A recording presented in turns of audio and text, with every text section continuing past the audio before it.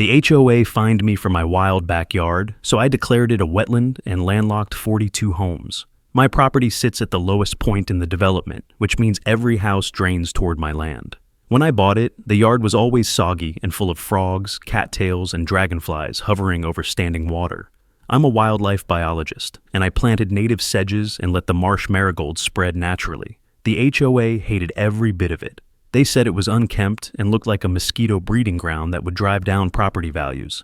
They sent violation notices demanding I mow the lawn, paint my fence, and install drainage systems. I ignored every single notice they sent.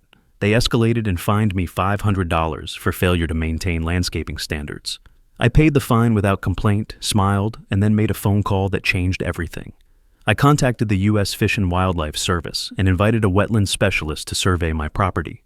He arrived with soil probes and field guides, spending hours documenting everything he found.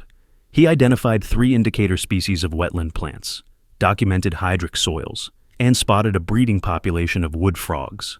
2 weeks later, my backyard was officially classified as a jurisdictional wetland under the Clean Water Act. That meant any disturbance within 200 feet now required Army Corps of Engineers approval. 42 homes in the subdivision sat directly within that buffer zone. Suddenly, nobody could build a deck, expand a driveway, or add structures without federal permits.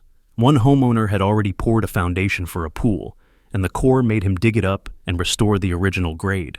That mistake cost him $38,000. The HOA argued that my wetland was artificial and that I had created it deliberately.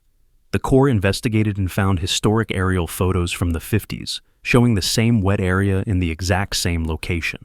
The board hired expensive lawyers and threatened to sue me for property devaluation.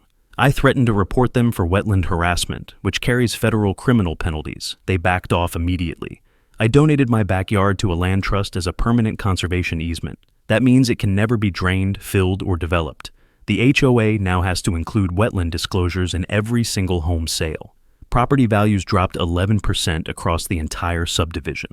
The president's house went into foreclosure within 6 months, and he blamed me at his final meeting.